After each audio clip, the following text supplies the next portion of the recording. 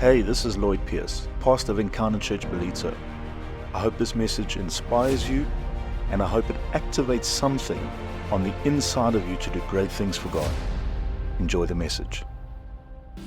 Okay, home stretch.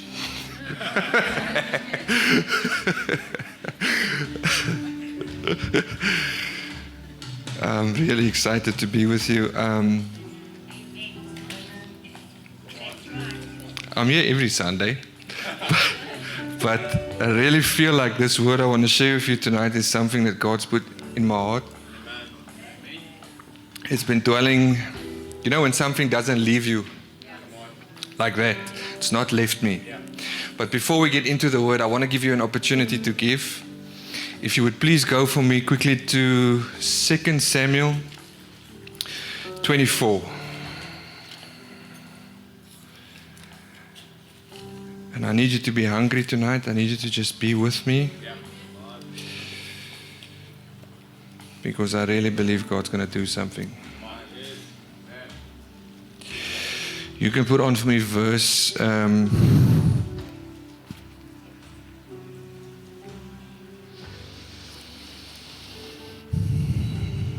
4.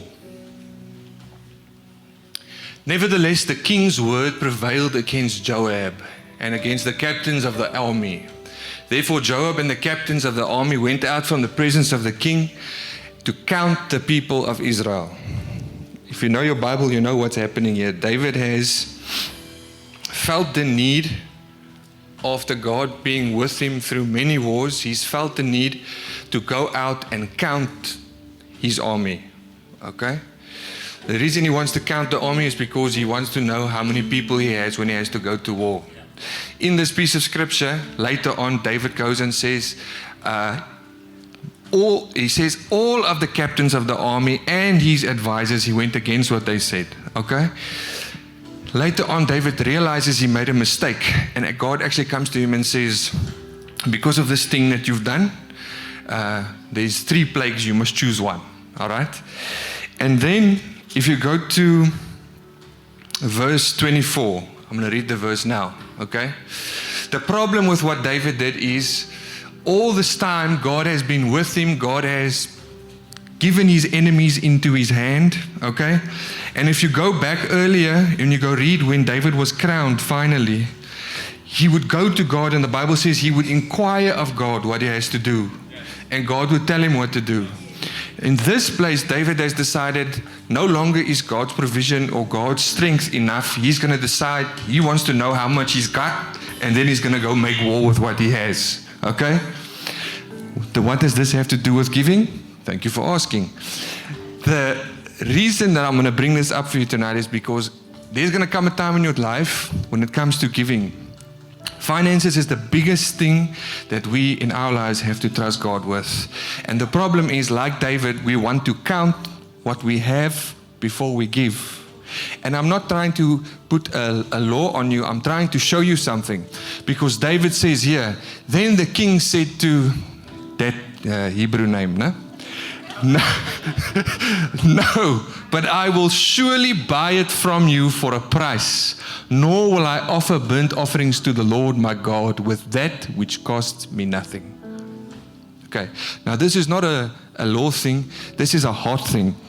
David realized he made a mistake, and he said, I believe that God is my source. I believe that God will take care of me. I believe that God will deliver my enemies into my hand. And in step with what I want to talk about tonight, every now and again, another voice will come. A foreign voice will come and tell you something different. And if you listen, this is the result. Because God has provided and will continue to provide for those who believe. Okay? So, with that in mind, I want to give you the opportunity to give tonight. Pastor Lloyd gave us a prophecy. This month coming, something's going to shift. If you believe it, if you hold on to it, if you stand on it. Come, I tell you something. When Pastor Lloyd is here and he's on the stage and he's preaching, and I look at him, he's not just pastor, I see the gift. When he says something, I believe him so much, it's as if God said it to me. Okay? He's the only voice I will listen to in that manner.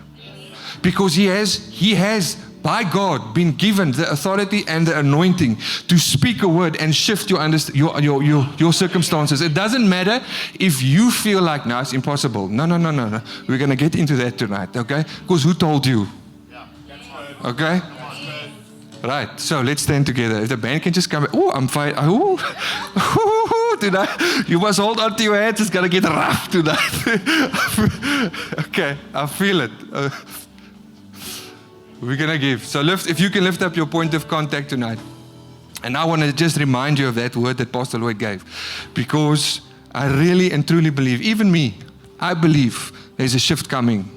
Okay. Right after he said that word, I went and I did what he said we must do, and then I heard God's voice. 2-3 days later, he says, "This is your season." I'm like, come on. I said, and if he can do it for me, he can do it for you. Hold on to the word. Grab onto it. All right. So, with your seed in hand, let's pray. Father, in the name of Jesus, I thank you for this word that went out over us as a body. I thank you, Lord, that every word that you speak is true. And Lord, I thank you that you have put a gift in this house, in Pastor Lloyd, that is able to release a grace this powerful, Lord, to do something so wonderful in our lives. And we thank you for it, and we hold on to it this night. I pray that everyone that puts a seed in the ground, Lord, will see the glory of God over their finances, over their health, over everything that needs to shift, that is not of you in this place, that it will move. And we thank you for that in Jesus' name. Amen. Encounter Church, you are free to give.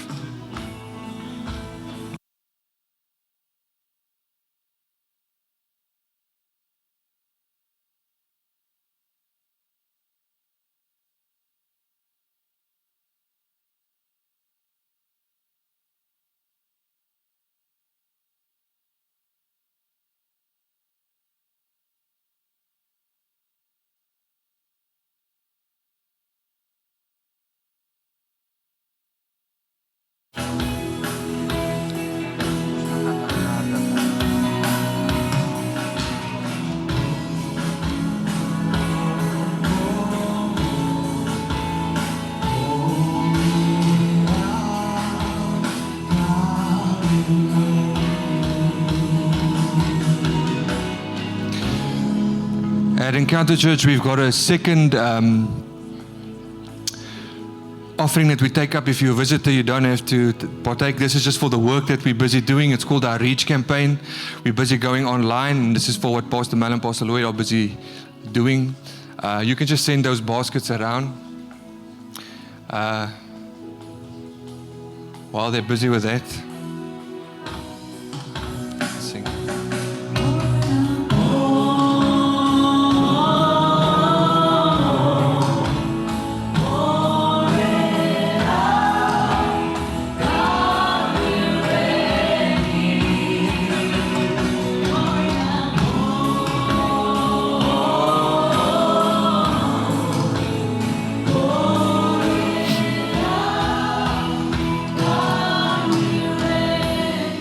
Amen. Amen. Are you ready? Yes. Okay, let's get into it. Genesis 3. What I'm going to talk about tonight is that, say to yourself, actually, say to your neighbor, who told you? Okay. Now say to your other neighbor, who told you? Now I want you to point at yourself like this and say, who told you? Okay. Genesis 3:11. Let's go. And he said, who told you that you were naked? Have you eaten of the tree which I have commanded you that you should not eat? Just those, no, go back. You must stay with me now. A Sunday. See, Hailey is sitting here in front tonight. Hello, my skat. Take it out on a Sunday tonight. He said, who told you that you were naked? Okay. Oftentimes a voice will come, God will speak into your life. God will give you a vision. You'll have an encounter with God. You'll have this amazing moment. You'll come here on a Sunday night. God will do something. He will give you a word. He will start to move in your life. Okay? And then it's true. And then God will start to move things in your life, and you'll start to see evidence as God starts to move. He'll bring you breakthrough. He'll bring all these sorts of things. And then something happens. Another voice will come. A cunning voice that will say, did he really say that? Okay. Now, if you know this, hold on, we're going somewhere, okay? He says, did he really say that? And then God says, who knows all things, right? Comes to Eve, or comes to Adam and said, who told you? In other words, there's another voice that you choose to listen to. Okay? It's a cunning voice that you choose to listen to. Okay? Right. We're going to look at those voices tonight. Because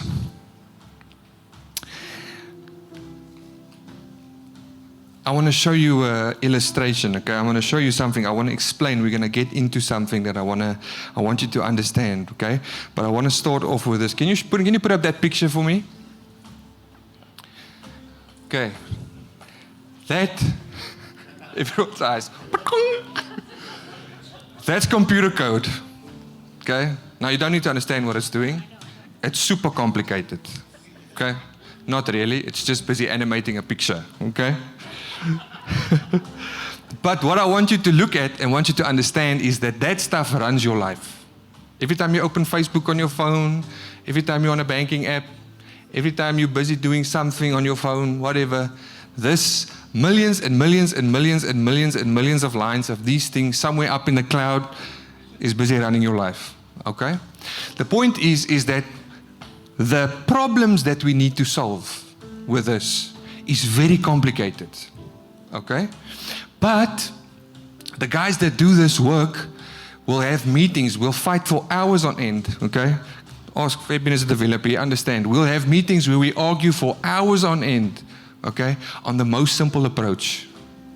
So we can solve that looks very complicated, but we will try and fight to find the most simplest way to solve a complicated problem.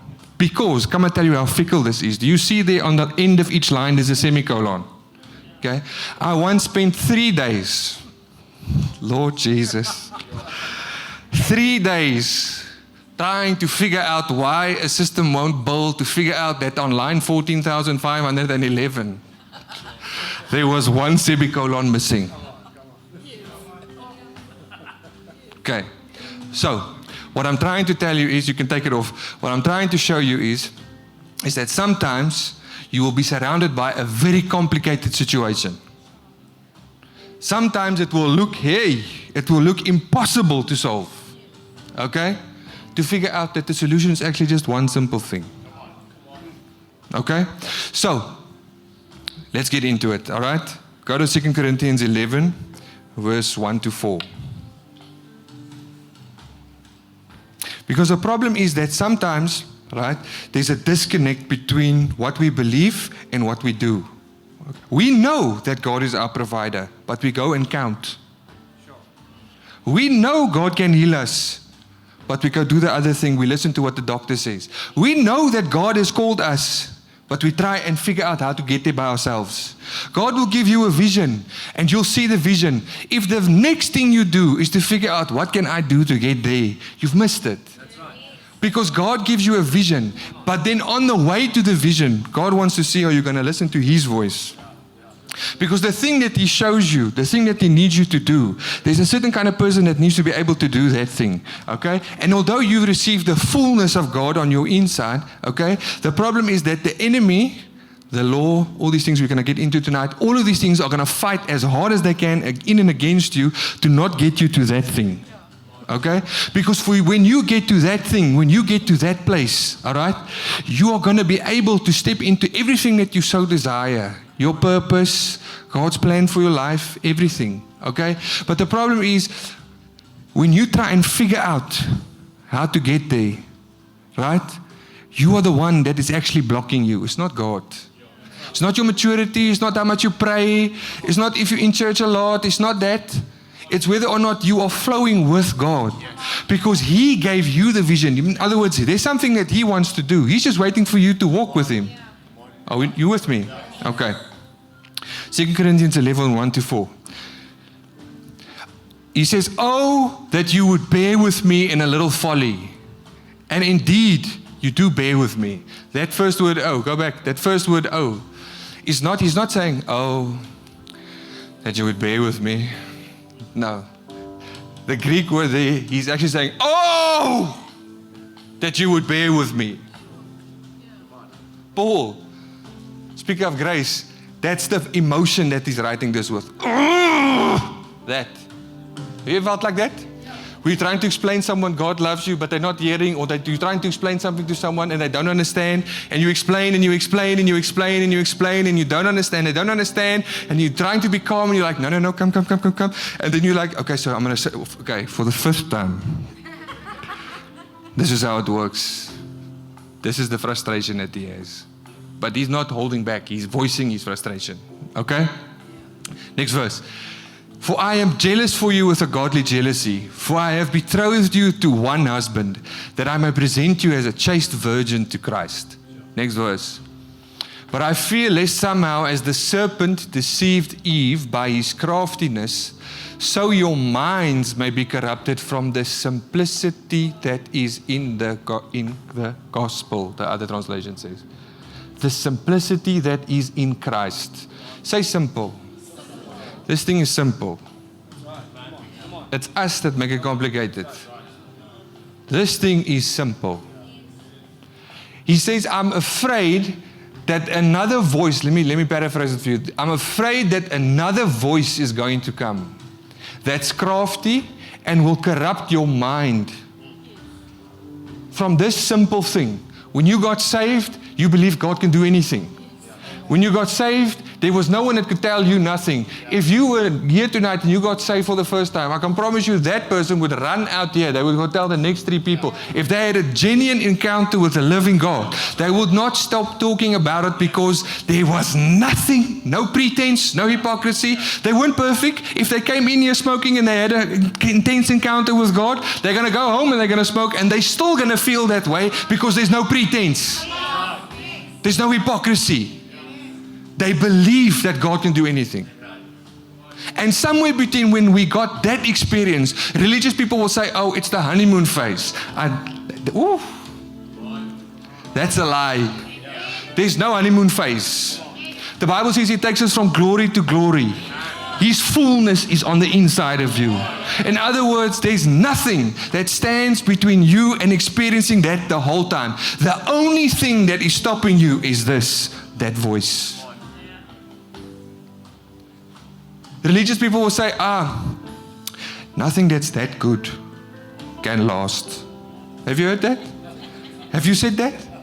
If it's that good, it's probably a scam. It's because you're too much on your phone on Facebook and you're TikToking. Don't lie. Come. Okay? And you're TikToking. That's why you believe that. Ooh, me. You must hold on tonight.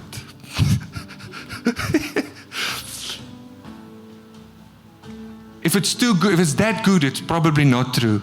Now we got a problem because now the word gospel, by the way, means the too good to be true news.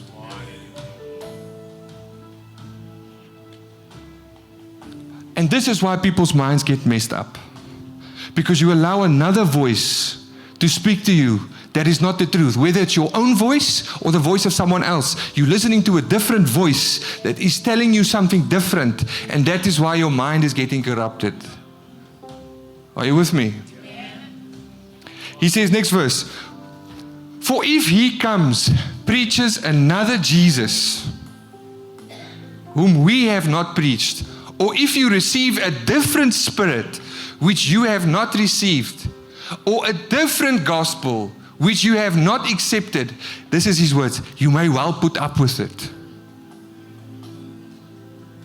There are places in your life where the enemy has free reign because you put up with a voice that is busy telling you the thing that's not the truth. I'm not condemning you. I'm not coming after you. It's not a law. I'm trying to explain to you the reality. You put up with the voice. Okay, and this is the funny part. The voice that's busy speaking to you actually has no power over you. It is as simple as saying, shut up. This was the attitude that God had when He spoke to Adam and Eve. He said, who told you?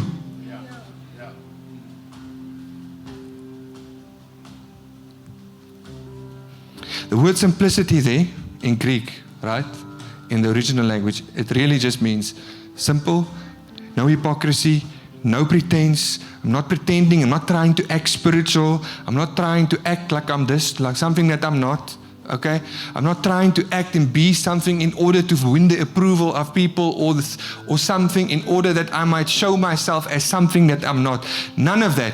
I'm a simple person that has learned to be real before God. I have learned to come to God and tell Him the truth. I've learned to come to God and say, Father, this is what's going on. This is what I'm feeling. And allow God to speak. If you have gone into the secret place with God and He's never rebuked you, you're doing it wrong.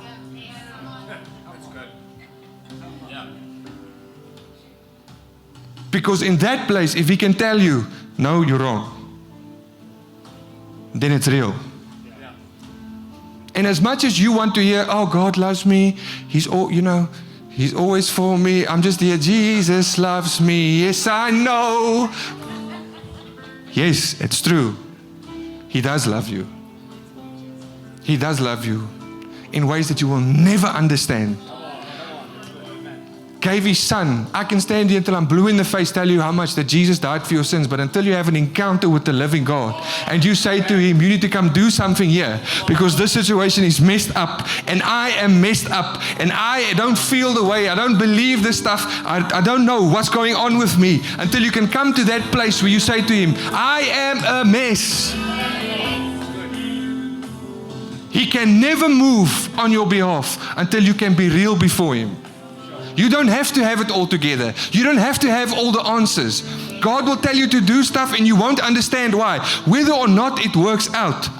If you act and you walk by faith, believing that because He is a good Father, He will honor what you do by faith. He just needs you to do simple trust. If Logan and Caleb come to me and I say to Logan, you remember I told you that story? Logan says to me, he says, Pa, one day when I'm big, I'm going to drive a diamond golden car. I said, okay. He said, yeah, I'm going to drive a diamond golden car. I'm like, okay. I'm saying, that's good, boy. How big is the car? No, massive. And I'm going to have a house with 40 toilets. Lord Jesus.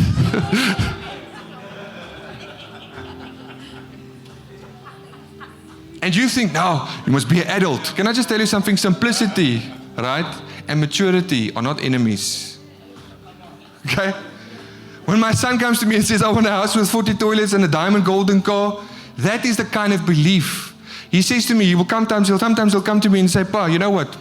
One day I'm also going to sit, because he sees me coding by the computer, he says, Monday I'm also going to sit by that computer, and I'm also going to code, and I'm also going to build stuff. Why? Because he sees his father doing stuff. And if you have a real relationship with God and you start seeing God move in your life, it is not God that is not willing to do things for you. It is not God that is not willing to provide. It is not God that is not willing to bring the healing. It is not God that is not willing to give you what you need. It is not God that is not willing to take care of your needs and your wants and everything that is off. It is not God that is the problem. It is you that have started to listen to a different voice that is saying something contrary to when God spoke to you the first time. Somewhere between receiving the gospel and going to God and say, God, I want a golden diamond car, and believing that He can do that. You decided to listen to someone else that said, you must grow up.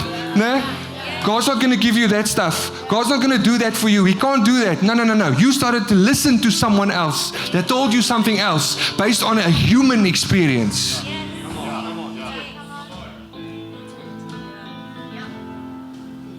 Whew. Let's go to the root. Romans 10, verse 1 to 3. Brethren, my heart's desire and prayer for God is for Israel, is that Israel may be saved. Okay, now, this is God's people. This is the Genesis, Exodus, all the way to Malachi. This is the people that God spoke about. This is the people from which Jesus was born from. Okay? Paul says, my prayer is that these people may be saved. Next verse. Okay, we're going to get somewhere now. For I bear them witness that they have a zeal for God. That word zeal means passion. They've got a passion for God. Okay? But it's not according to knowledge. Next verse. For they being ignorant of God's righteousness and seeking to establish their own righteousness, have not submitted to the righteousness of God. Go back to verse 2. He says, I understand that they have a zeal and a passion for God, but that passion and that zeal is not according to knowledge. Do you know that if you grew up in any sort of church environment, okay, if you've heard mixture, if you've heard law, if you heard all these different things, right, there's something that happens where these voices have started to creep in. And you can be in a place, I've seen people that are church, they go to church every Sunday, and they pray for hours every week. And they fast, and they're doing all the things that you're supposed to do. Okay? They're doing all the things. Those things aren't bad. I'm not saying don't fast, I'm not saying don't pray. Okay, I'm saying doing those things from that place of, I'm doing these things because these are the things that the Christian is supposed to do. Okay, that's the problem. Now, I've seen people do that, and I want to draw from the root problem before we get into the voices is that there can be a place where you can be so passionate. You can be pursuing God with a lot of passion, and it's not according to knowledge. It's not according to the revelation of the grace of God. It is not according to the love of God. What did Prophet say this morning? The love of God. Can I just ask you something? What is the point? You go and have this crazy experience with God, and whether it's for the next 10 years, next 40 years, next 60 years, next 80 years, what is the point you go on this journey with God and you are consistently questioning whether you and God are right? What's the point you are in a relationship with God? Either the work of the cross was enough, and God will provide, and God will heal, and God is made the door wide open to come into His presence. The Bible will say things like this: come to the throne of grace boldly.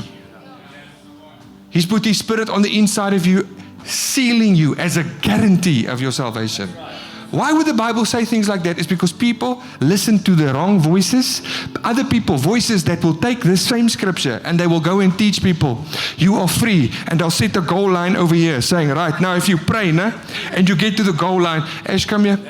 Yeah, Ash, come. So Ash was there. Ash is the goal line. Now, I must get to this. I must get to this goal line. And when I just want to touch Ash, move back. The goal line moves. And I can never get to God because Ash is always moving and the goal line is always moving and I'm never close to God. What's the point?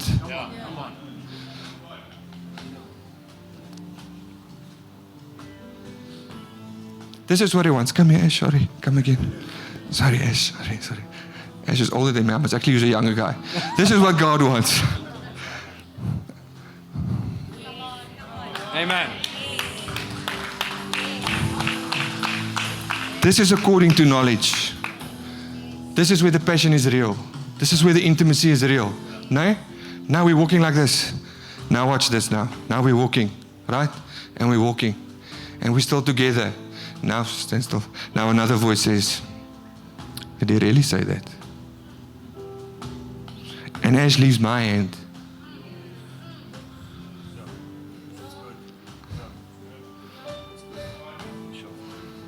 Are you with me?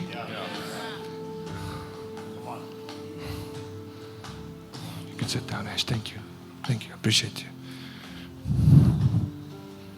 There's a place where we can get so busy with everything, where we can get so full of trying to do the right thing, and we ourselves, pretentiousness is it's something that we do ourselves. Because if this person must see me that in my weakness, how can God use me?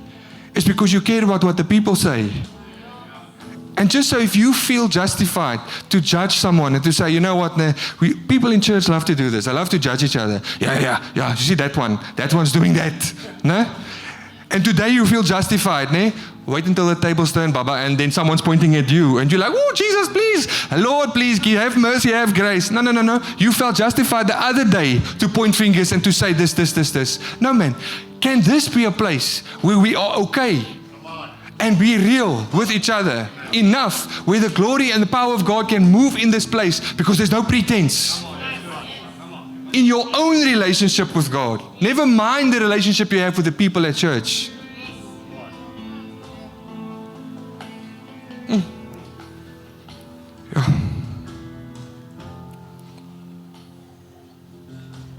this subtle shift is the warning that Paul is fighting for. And we're going to look at it tonight. We're going to look at all the places in the New Testament. Not all the places, relax. Okay? But a lot of places. Start in Genesis, right? Genesis 1, verse 1. Hey! Okay, we're going to look at some places. But I must say this, simplicity, this simple place.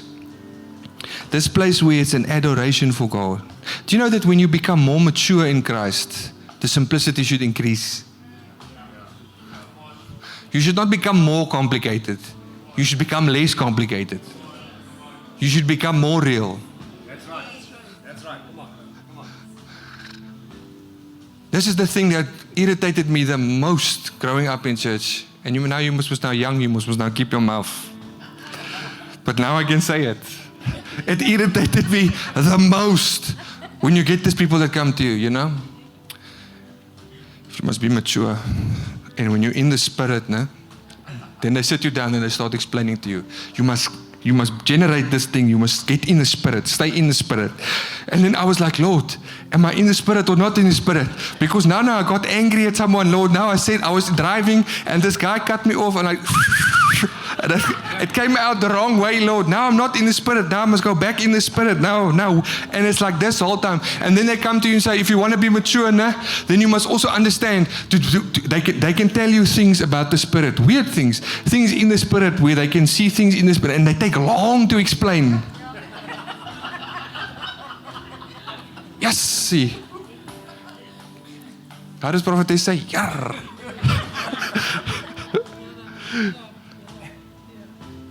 The voice of religion is your enemy. The voice, that counter voice that wants to take the simplicity of just being in God's presence. Okay.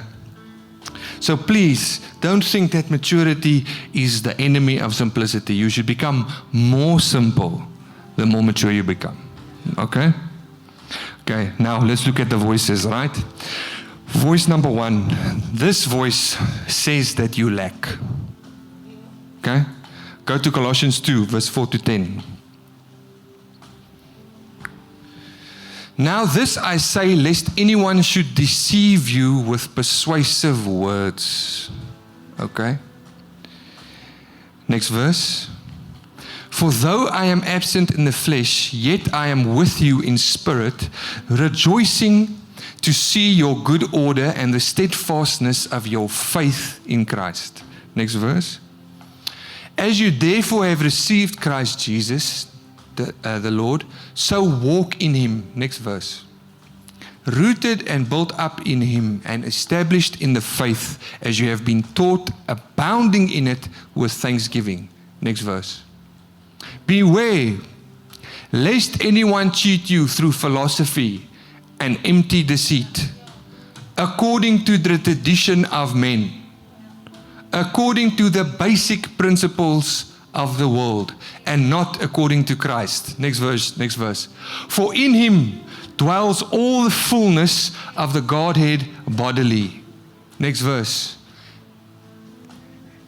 And you are, say complete, complete in him, who is the head of all principality and power. Okay? The problem with this voice is this voice will say, you're not complete in God. You first have to go and do a lot of things. This voice will always come to you and say, no, it's because you're not this. It's because you must first do this and you must first follow step 1, step 2, step 3. This voice, when it comes to you, it will always give you a 5-point plan, okay, on how to get God to move. It will either give you 3 steps to prosperity, 4 steps to healing, 5 steps to feeling better about yourself, okay? This voice always comes with a plan. And it's always because you lack something. But Paul is saying, he says, go back to verse 7. Let's just see. Next verse. Yeah. Beware lest anyone cheat you through philosophy and empty deceit according to the traditions of men, according to the basic principles of this world. Okay? So Paul is saying, he says that this voice that will come, this people that will come, this voice that's going to speak to you, this enemy, right? It's going to come with all sorts of smart things. Okay? And it's going to sound so right. It's going to sound real. You're going to be like, yeah, nogal. It makes sense. That is how the seed comes. Can I just tell you something? The serpent didn't deceive Eve with a word saying something like, actually, God, he asked a question in a different way. So now you're going to go listen to someone, or you're going to listen to this voice, and this voice is going to say, actually, if you just do, you're tired, and usually at this point, you're already tired, you're already exhausted, your life is already a mess, things aren't working out, you're already scrambling, so now this voice comes, and this voice comes softly and says, you know what, there's actually, if you do this, there's a tradition, there's a thing that if you just continue to do this thing, there's this man-made thing that you can do, right? And that voice will speak and speak and speak and speak and speak and speak, and it's all because you lack. And Paul ends, he says, he says, that voice is a lie because you are complete in Christ. Because if Jesus died on the cross and he rose again, the Bible says he deposits himself into you fully. He gives himself completely. He comes and lives on the inside of you. The fullness, we know this. If you've been in our church for any amount of time, then you know this. Pastor Wood has spoken about it many times. That God has deposited his fullness on the inside of you. And there's a voice that comes and looks a lot like a church goer, looks a lot like a believer. He looks the part, but it's a deceitful voice because it will always tell you you are lacking something. And this is the problem that he's having with the Colossian church. Okay, so what I want you to understand, this voice will say you're not spiritual enough, you haven't done enough, you need this revelation, this experience, this discipline, this person, this teaching, this is what you need. And then once you have that thing, then the next step, God's going to move.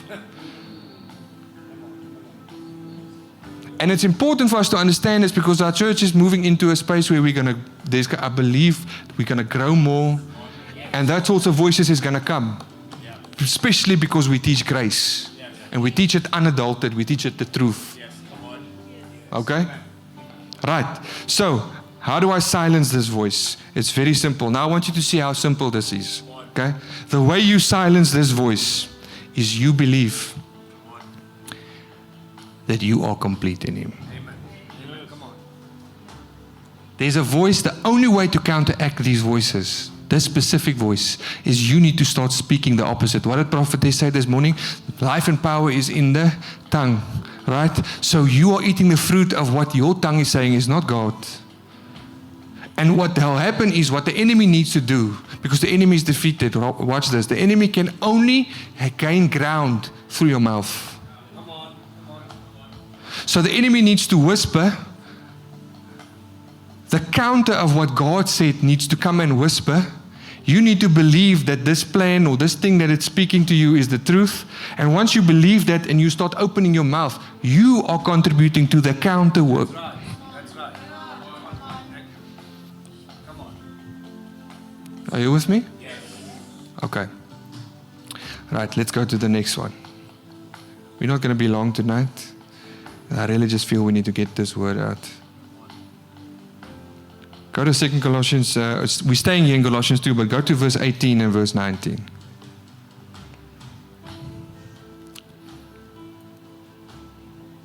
This voice wants to steal from you and it wants to disqualify you. He said, let no one cheat you out of your reward, taking delight in false humility and worship of angels, intruding into things which he has not seen, vainly puffed up by his fleshly mind. Next verse. And not holding fast to the head, from whom all the body, nourished and knit together by joints and ligaments, grow with the increase that comes from God. Okay? Go back to verse 18. He's saying, let no one cheat you out of your reward. So now you come to God. Remember that first experience, that place where God has brought you into Him and you are just feeling the power and the presence of God simply. There's no pretense, there's nothing. Okay? Then there's a voice that will come and will say, because what you need to understand, let me just explain this a little bit. What you need to understand, Paul says in Ephesians, he says, I pray that the spirit of wisdom and understanding I pray that the Lord Jesus give you the spirit of wisdom and understanding, that you may be strengthened in your inner man, that you might know Him better. It has always been God's desire for us to live in proximity to Him. It has always been God's desire for us to know Him fully.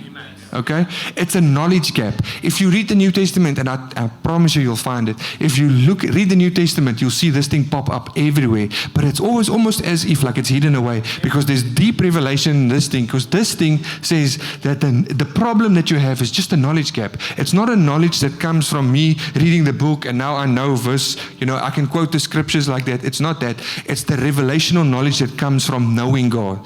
Okay? So then when you get to know God, everything that you need, the Bible says, everything pertaining to life and godliness has been given to us by God. Everything that you need is in God. But then there's a voice that wants to cheat you out of that reward. Can you imagine if you were a king, or you were reigning over a country, but you were blind and you could never see it? That's exactly what this voice wants to do. This voice wants to keep telling you, I just don't want to offend someone. I don't want to step on anyone's toe. I just want to, And what this voice does is, it's a false humility. It's that thing that Christians do, not us, other Christians. It's that thing that Christians do where they pretend. The church, we went to a lot of different churches when we were little, before we found the church that we settled in. Okay, but one of the churches that we went into, you were never allowed to speak. Right? You came in. They had that wooden pews. Now you know you're in an old church, and they have that wooden pews, Papa. Okay, we walk in there, we sit down. You see someone you're like this.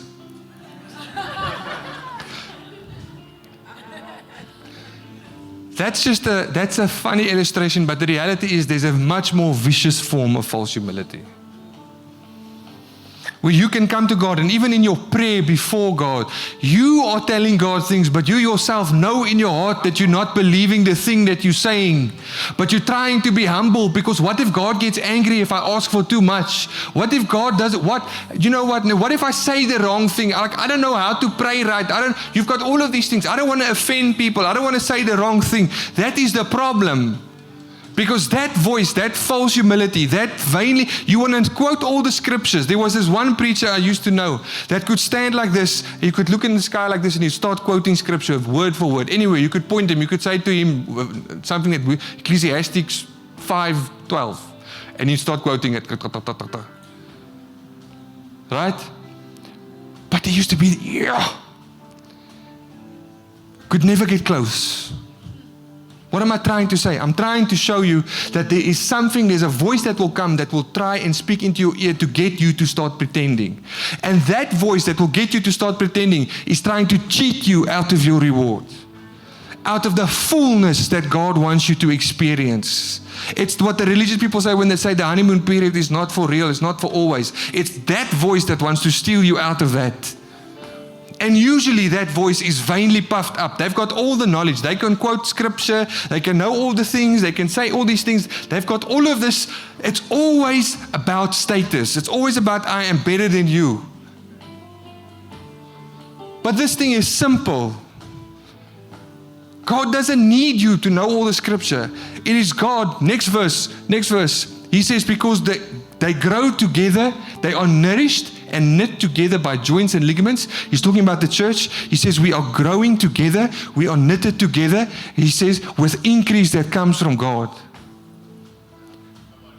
Why do you think the Bible says that it comes like a wolf in sheep's clothing?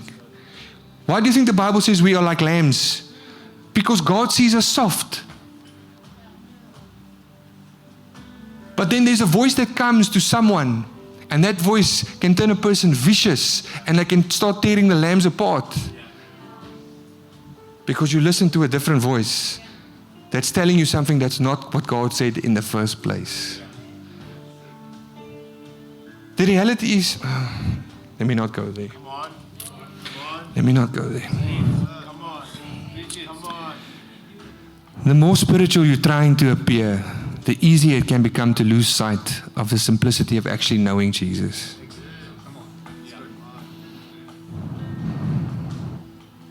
So the way that you silence this voice this voice that wants to disqualify you of the gift of your reward in Christ, of truly knowing God, of truly knowing God and being known by God, of truly seeing just being in God's presence. The way you silence this voice is you've got to go back to the point where you believe the lie. And you've got to say to that voice, actually, this is not true. You've got to come back to that place of simplicity, where being in the presence of God is not something that you need to do because you have to do it. You've got to come back to that place where you allow God to move you. You might go, there were times in my life where I didn't read the Bible for months. I didn't pray for months.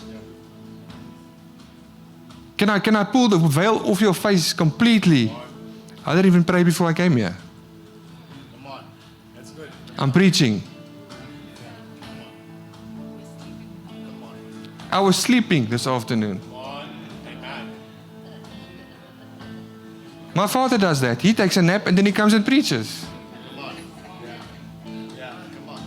You see, you hear Pastor Lloyd say this stuff, and then you're like, but the reality is it's because that thing is still operating on the inside of you. You still believe the lie. You're still pretending.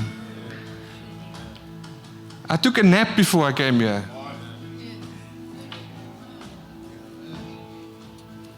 This notes I prepared on Wednesday, I was done. I didn't look at it again until this moment here. Because I'm not moved by my need to perform. I don't need to doing it. It's simple. God must come and He must come speak to you. I'm not here. He's speaking to you. God must come. He must come do His thing. Okay? God is touching your heart. It's the word that's busy operating you. It's not me. Same with everything else in your life. There's no need to pretend. There's no need to let this voice steal you out of your reward. This is why things aren't happening. Come on. That's right. Come on. Next verse. Let's go to, actually, not next verse. Let's go to Hebrews 13.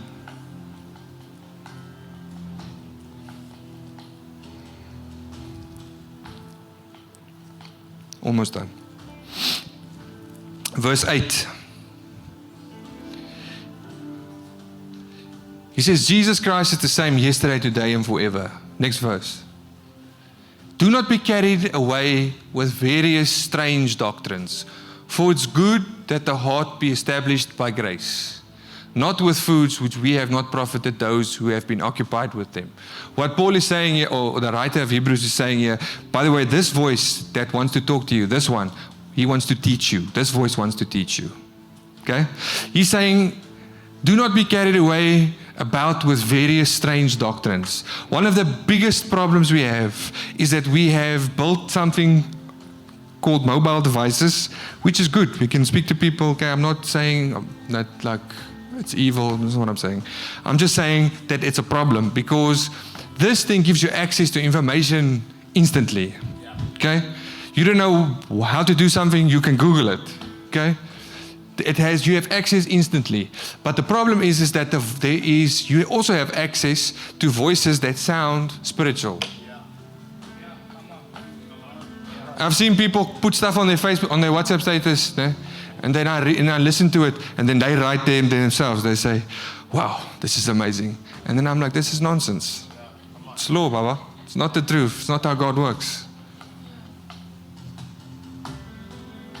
This voice will come and it will try and teach you something, right? That is opposite. Okay? So let me say it to you plainly. If you sit and you listen to when I was younger, when I got saved, okay, I was obviously part of full-time ministry. So now you started getting opportunities to preach, okay, a little bit. You're preaching to the youth. The first sermon I preached, I was so embarrassed because I prepared it for an hour. I was like ready. Woo, I was ready. I got up there 20 minutes. Done, klar. And I look at the people, I'm like, right, we finished. Thanks, guys. You can go home now, okay? And I felt so big, right? So now I started listening to all these different preachers because I want to own the gift, right? And then eventually it just didn't work until God said to me, stop it. I'm not going to move until you stop, okay? But then I figured out, guys, I have to learn to be okay with myself and the way that I speak, and then God will move. And eventually it did. But the problem is I started listening to all these different preachers. And then eventually I started regurgitating what they say. It's not my revelation. It's what they're saying. I would sit in conversation. Now I'm trying to minister to people, right? And this person will come to me and they'll come to me with a problem. Now I'm telling this person what I heard this pastor say with so much passion, but I don't know if it's right or wrong or what. So I'm just speaking whatever I heard on YouTube. I'm speaking. I'm ministering. I'm telling people. That's exactly what this voice will do. It will make you confused because it will teach you a whole bunch of different things. And what I'm trying to say is, if you are in an environment like this where we teach pure the grace of God, the finished work of the cross. It is the finished work. Jesus said it is finished, okay? And there's another voice that will come that will try and teach you something that sounds like grace, but it's a mixture between law and grace. Because if someone comes to you and says, if we say to you, God said, if Pastor Lloyd comes and he preaches and he says, God said it is finished, and another voice comes and says, yeah, it's finished, but also. But. That's right. Come on. If there was an Afrikaans church, I would have said something else now. Batzig. It's a Gideon.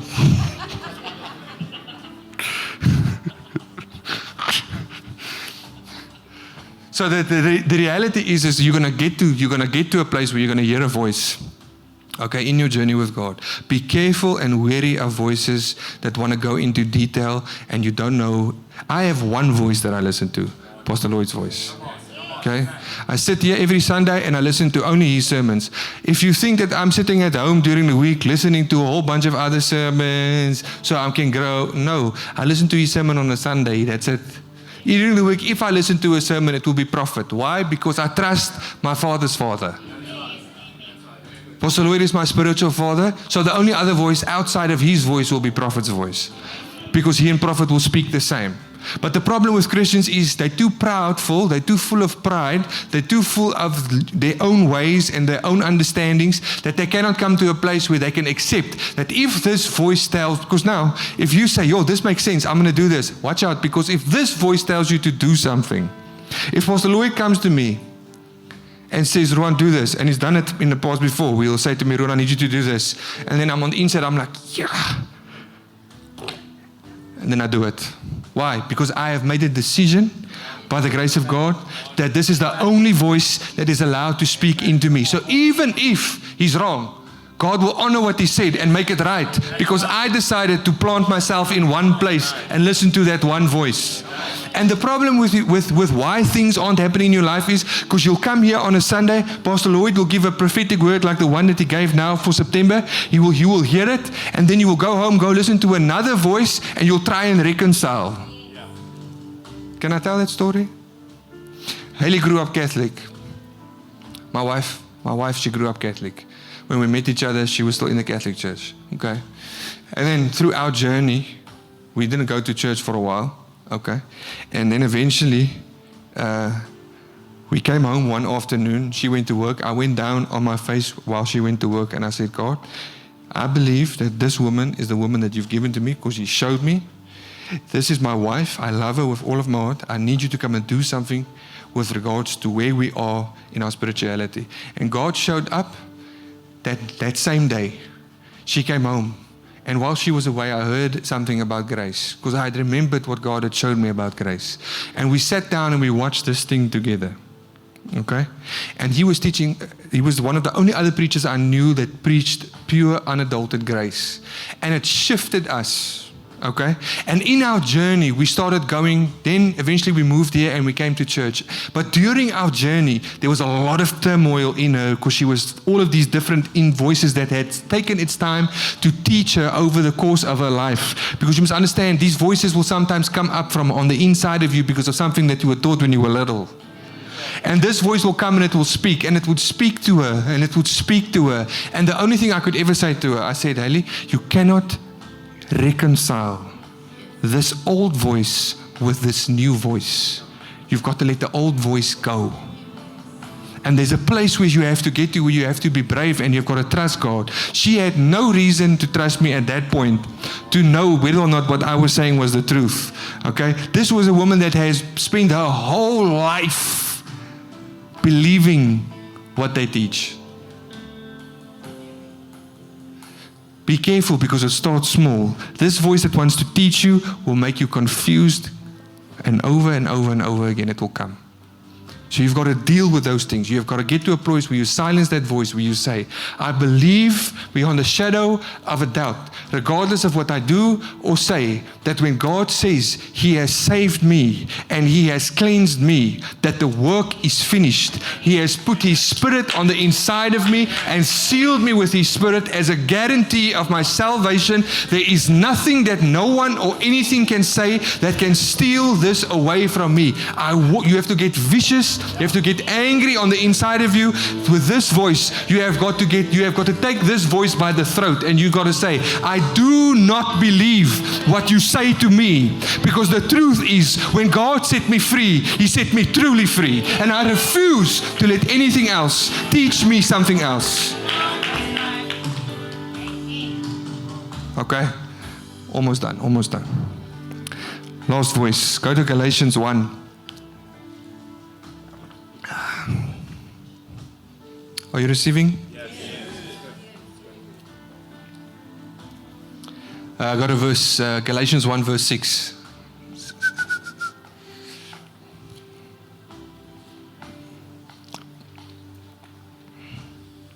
He says, I marvel that you are turning away so soon from Him who called you in the grace of Christ to a different gospel. Okay, next verse. Which is not another gospel at all, another translation says. But there are some who trouble you and want to pervert the gospel of Christ. Next verse. But even if we or an angel from heaven preach any other gospel to you than what we have preached to you, let him be accursed. This is what I'm talking about. You have got to get this thing on the inside of you. That the gospel is simple. When God says it, it is done. You've got to get this thing on the inside of you. There are things in your life that are not going right, not because God doesn't want to move, not because you first have to go through a season where you must first be crushed and everything must first go bad for you so that you also have a testimony. Because come on, that's what you believe. Some people will come to a place, they'll think, no, I must first go through something. I'm not saying God doesn't have a process with you. What I'm saying is some people will sit in a place for years and hoping that God will one day come and take them out of that place so that they can also be used by God and have a testimony. Tell that voice to shut up, because the truth is, even if he says, even if an angel or someone else comes to tell you this, take you away from the simplicity that is in the gospel. And you know what Paul says? He says that the gospel is so simple. It doesn't go into detail to try and explain. He goes into in Romans 10, he says this. He doesn't go into places where he tries to explain all of these different things. Actually, let's go there quickly. Go to Romans 10. And then go to verse 3. Let's go from verse 3. Let's quickly read this. Okay? We're almost done. He says, for they, being ignorant of God's righteousness and seeking to establish their own righteousness, have not submitted to the righteousness of God. Next verse. This is when you're trying to do it, have a passion for God, but it's not according to knowledge. Okay? This voice that comes and tells you a different gospel will try and pervert this. For Christ is the end of the law for righteousness to everyone who believes. First of all, it's simple. He says you must just believe. I believe God saved me. That's it. No, but wait a minute, whoa. There has to be something else that, no. He saved me, clap. Okay, next verse. For Moses writes about the righteousness which is of the law, that the man who does these things shall live by them. Next verse. But the righteousness of faith speaks in this way. Okay, so the righteousness of faith, what did Apostle Lord say? Speaks. You're just talking. You're not living anything different, you're speaking something different, and that affects your life. He says speaks in this way. Do not say in your heart, who will ascend into heaven? That is to bring Christ down from above. Next verse. Or who will descend into the abyss? That is to bring Christ up from the dead. Next verse. But what does it say? The word is near you, in your mouth and in your heart. What is the gospel? The too good to be true news? Very simple. It is in my mouth and it is in my heart. God saved me. I believe in my heart that He saved me. And this is where the voice comes in to try and take you away from that. That it's not that simple. No, it is. You are surrounded by complicated things. Okay? You are surrounded in complicated situations, and I can almost guarantee you, if you track back from where that complicated situation come from, it was because there was another voice that tried to speak. I'm not saying you're not going to go through things. I'm not saying there aren't going to be situations where it's tough. But what I am saying, your response to things is not also complicated. Your response to things is simple. The word of God is in my mouth and it's in my heart. When He comes to you and says, you can't do this, you say, I can. When He comes to you and says, you are not the one, He's not going to bless you, you say, He's going to bless me. I'm the one He's going to bless. I'm the one He's going to choose. I'm the one He's going to lift up. I'm the one He's going to move forward. If He comes to you and says to you, no, He's not going to heal you, you're going to die of this thing. You're the one that says, very simply, I'm going to be healed. I'm going to be healed. I'm going to be dancing here in church. I'm going to be doing my thing, right? Huh? Did you see that white man dancing? Huh? Saki saki. Hey, hey. That is the simplicity that is in the gospel. Say simple. Okay, let's end off here. Almost done. Okay, we're going to end off here now. So the way that you silence this voice that wants to preach to you a different gospel, this different gospel that it wants to preach, it always wants to tell you something contrary to just speaking and believing. It always wants to tell you, okay, so what you need to do now, right? And if you go to a place where you go and you say, you know, God will give you the wisdom. God will come and He will share that wisdom with you. If you are simple before God, where there's no pretense, God will come and He'll give you the idea. The problem why we can't act and be obedient, we always make obedience this thing where it's supposed to be this strenuous thing. I have to stretch myself out because now I have to be obedient to God. And yes, no, it's not that. It's a place where if you can become simple and you can become before God and you simply just believe what He says, that when He speaks, there's no other voice, that no other pretense that can come in to try and deter you. You will simply just believe Him for Him being a father. He's a dad. He's the best father to ever exist. He gives gifts. The Bible says we get gifts from the Father of light. He can heal any situation. Yes, He can set free. He can come into any situation. But what you need to understand is that there's a place that when you become mature and if you're simple and you become mature in Christ, did you know that you can walk into a very complicated situation, speak a word and shift the situation, and you had no clue what was going on, and people will go, he doesn't even know you. I'm like, but do you understand this? Shut up! I don't want to know what your situation. Let me speak a word, and the thing begins to shift. Okay. Let's go to 2 Corinthians 3 verse 17, and we're going to land here. Now the Lord is the Spirit, and where the Spirit of the Lord is, there is liberty, freedom. When the Spirit of God came to live on the inside of you, He came to make you free. The Bible says it is the goodness of God that leads to repentance. Repentance is not saying sorry. Repentance is a shift in your mind. We know this, okay? It means metanoia. It means to change your mind, to change your perspective, to see the truth. It is that goodness of God that shifts and changes your mind. And when you see that goodness, the Bible says here that He put His Spirit on the inside of you. God in His fullness, what used to be behind a veil, hidden from your eyes, have come to live on the inside of you. And when He came to live on the inside of you, He came to live on the inside of you so that you can walk by freedom, not by chains, not by your ideas, not by man-made stuff, but by freedom.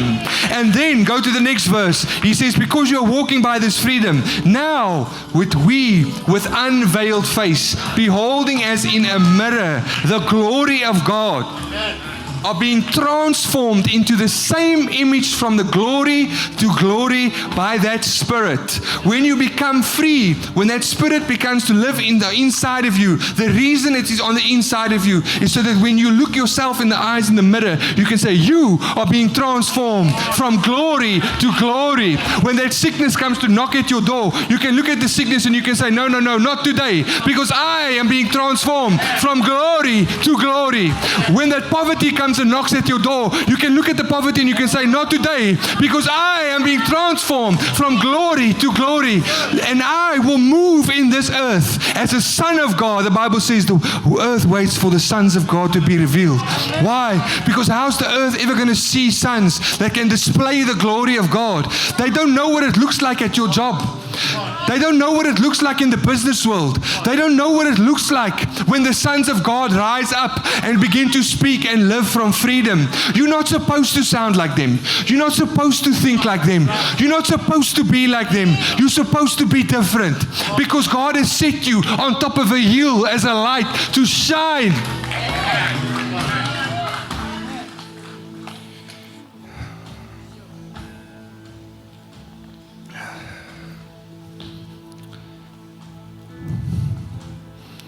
So don't let a foreign voice speak to you. Don't let a different voice convince you of something else. Who told you God is difficult to approach? Who told you that you have to perform to get to move God, for God to move? Who told you you have to constantly strive to maintain Christianity instead of resting in what God has already given you? Hebrews 4 says, he who has entered God's rest has also rested from his own labor. It's a place of rest.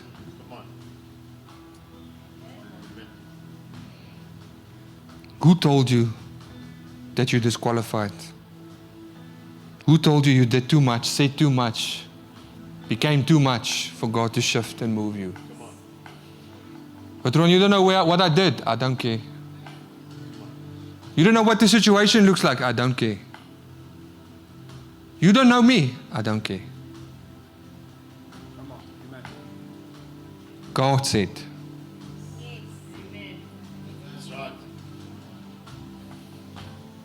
I've walked long enough with God to know that He is more real to me than any of you sitting here.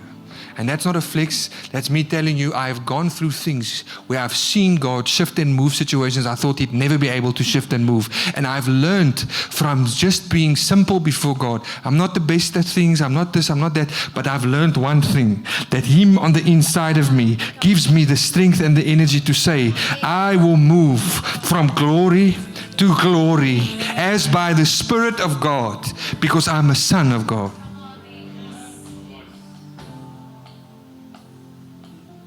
Let's stand together.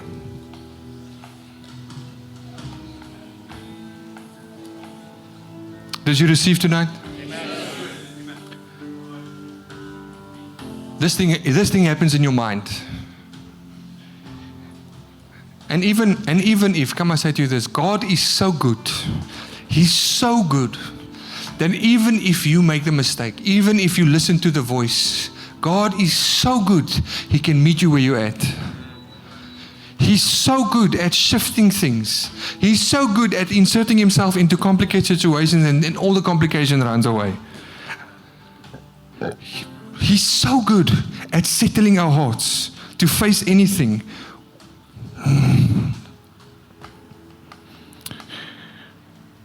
Can we just lift our hands?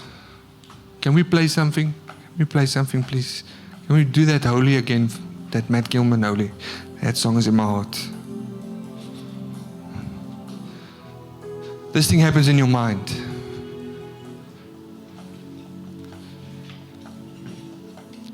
And what I'm going to do tonight is I'm going to speak a word. A simple word.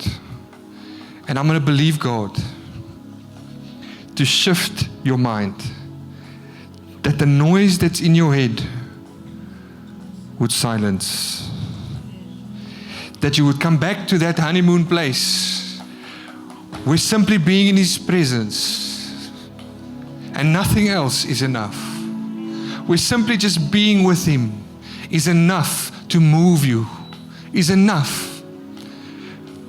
Trust me, I spent 7 years of my life being so confused whether or not it's God's voice or my voice, where I was in a place of mental anguish, where I felt the stress and the pain in my head, where I couldn't get out of bed because I couldn't hear God's voice anymore, because all of a sudden what used to be simple became so complicated that every voice spoke in against me, that eventually God had to get me to shut up long enough so I could get to a place where you could silence the voice. If you are tired in this place tonight, if you are overwhelmed in this place tonight, if you have listened to this voice for too long, if you have been in a place for too long where you feel like it's never going to shift, I came to tell you tonight that God is going to shift this thing in your life. That God is going to not only shift it, but He's going to silence the voice, and clarity will come by the morning. I prophesy over you tonight that when I speak this word, tonight you will go and you will sleep a sleep of peace. Because come I tell you how simple it is. The Bible says He gives it to His beloved in their sleep. You're going to go home and you're going to do nothing. You're not going to sit down. You're not going to start. No.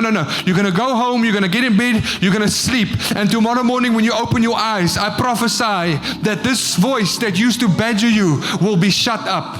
I prophesy that when you open up your eyes in the morning, that there would be a renewed sense of clarity, that there would be a renewed sense of vision, and that you would experience simply the goodness of God, that uncontainable glory to glory, faith to faith, goodness of God.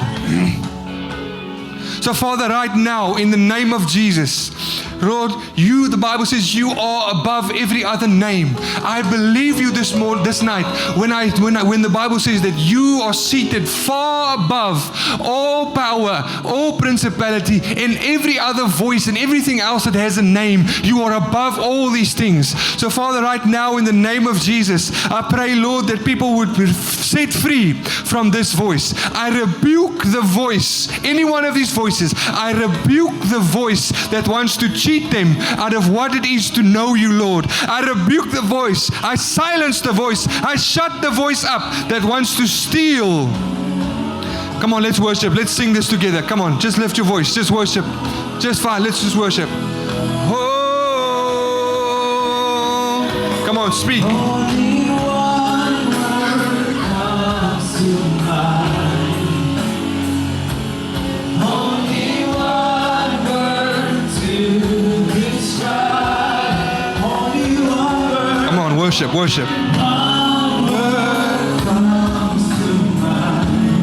Only one word to describe. Holy, sing it. Holy, Holy. Come on. Lord God Almighty. No one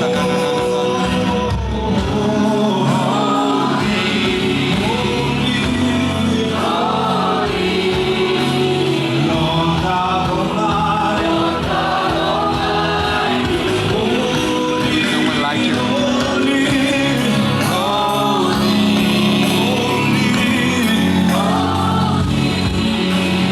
Lord God Almighty. Come on, sing it out. There is no one like you. You are holy. No one like you. No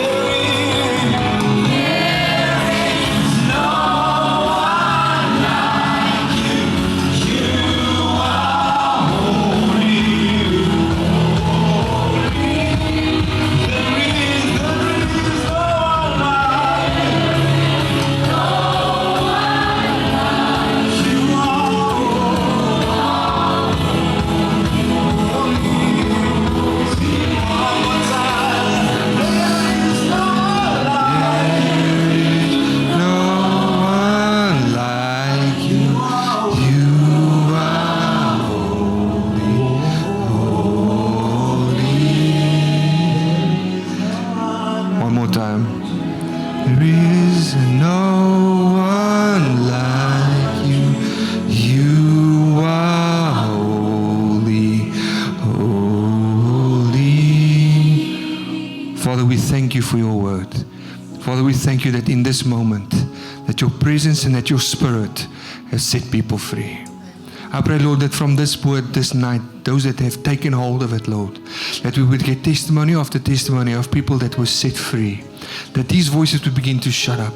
And like I prophesied, Lord, that when they open their eyes in the morning, that there would be peace. In Jesus' name. Can we give God a shout of praise? Come on.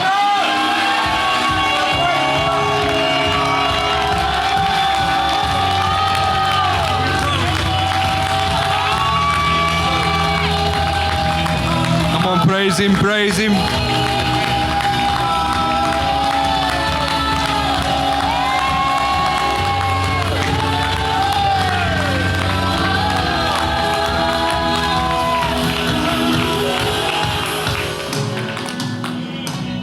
Did you receive? Yes, amen. Lord, thank you for coming. Well, we enjoyed having you here, and we'll have a good week, and we'll see you next week. Thanks, guys. Thank you for joining us, and special thanks to those of you who give generously to this ministry. It's because of you that this ministry is possible. You can click the link in the description to give now, or visit encounterchurchbelito.co.za/give for more information. And if you've enjoyed this podcast, please subscribe to it and share it with your friends. Thanks again for listening. God bless you.